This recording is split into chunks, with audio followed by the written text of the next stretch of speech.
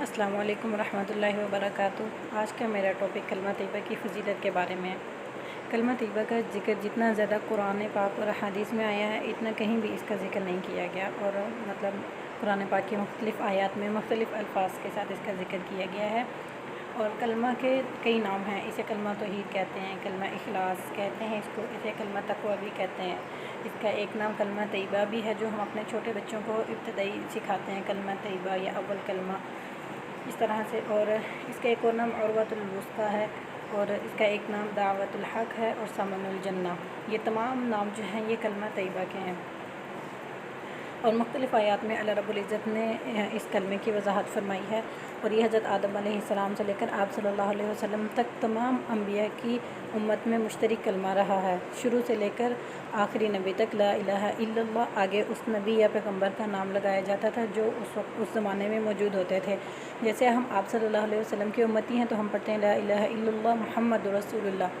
تو اب ایک مثال کے طور پہ میں بتاتی ہوں آپ کو، جیسے حضرت موسیٰ علیہ السلام تھے تو ان کے ہاں کلمہ یہ تھا لا الہ الا اللہ موسیٰ رسول اللہ، اس طرح سے کچھ الفاظ تھے ان کے۔ تو اس کے بارے میں آپ کو چند آیات اور احادیث سے اس کی وضاحت کروں گی۔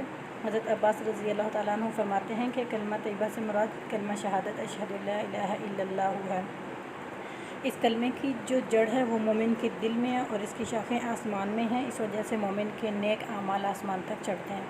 اور کلمہ خبیثہ سے مراد شرک ہے، اور شرک کے ساتھ کوئی عمل قبول نہیں ہوتا۔ ایک اور حدیث میں آپ صلی اللہ علیہ وسلم سے نقل ہے، آپ صلی اللہ علیہ وسلم سے کسی نے پوچھا کہ اے اللہ کے نبی، یہ جو مالدار لوگ ہیں یہ صدقات وغیرہ کر کے یہ سارا ثواب لے لیتے ہیں، تو ہم اتنے مفلس ہیں، ہم اتنا صدقہ نہیں ادا کر سکتے۔ تو آپ صلی اللہ علیہ وسلم نے فرمایا کہ اگر کوئی شخص سامان کو اوپر نیچے رکھتا چلا جائے تو کیا وہ آسمان پر چڑھ جائے گا؟ مطلب آپ صلی اللہ علیہ وسلم نے ایک مثال عرض کی ہے۔ تو کیا میں تمہیں ایسی چیز نہ بتاؤں کہ جس کی جڑ زمین میں ہو اور شاخیں اس کی آسمان پر ہوں؟ تو تم ہر نماز کے بعد لا الہ الا اللہ اللہ اکبر سبحان اللہ والحمد للہ 10 مرتبہ پڑھ لیا کرو، تو اس کی جڑ زمین میں اور اس کی شاخیں آسمان میں ہیں۔ یعنی ان کلمات کی اتنی فضیلت ہے کہ زمین اور آسمان کا جو خلا ہے وہ اس کے اجر سے پر ہو جائے گا، کہ جڑ زمین سے، یعنی زمین پہ تم پڑھو گے تو اس کا اجر چڑھتا چڑھتا آسمان تک اس کے اجر کی شاخیں پھیل جائیں گی۔ تو کتنے چھوٹے سے کلمات ہیں یہ، اور ان کا اجر کتنا زیادہ ہے۔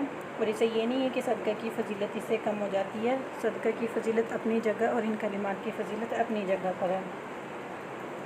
اسی طرح جب کسی مسلمان کا آخری وقت ہوتا ہے تو حضرت عباس رضی اللہ تعالیٰ عنہ فرماتے ہیں کہ جب مسلمان مرتا ہے تو فرشتے حاضر ہوتے ہیں، اس کو سلام کرتے ہیں، اسے جنت کی خوشخبری دیتے ہیں، اور اس کے ساتھ جاتے ہیں، اس کی نماز جنازہ میں شریک ہوتے ہیں، اور جب وہ دفن ہوتا ہے تو اس کو بٹھاتے ہیں اور اسے سوال جواب کرتے ہیں، اور اسے یہ پوچھتے ہیں کہ تیری گواہی کیا ہے؟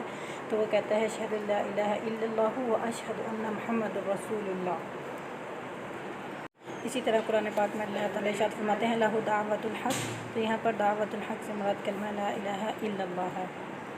یہ چند کلمات ہیں اور مختصر سے کلمات ہیں، لیکن ان کا اجر بہت زیادہ ہے۔ ان کا اجر اتنا ہے کہ اگر مرتے وقت یہ کلمہ نصیب ہو جائے تو وہ انسان سیدھا جنت میں جاتا ہے۔ اللہ رب العزت ہمیں مرتے وقت کلمہ طیبہ کی توفیق عطا فرمائے، آمین۔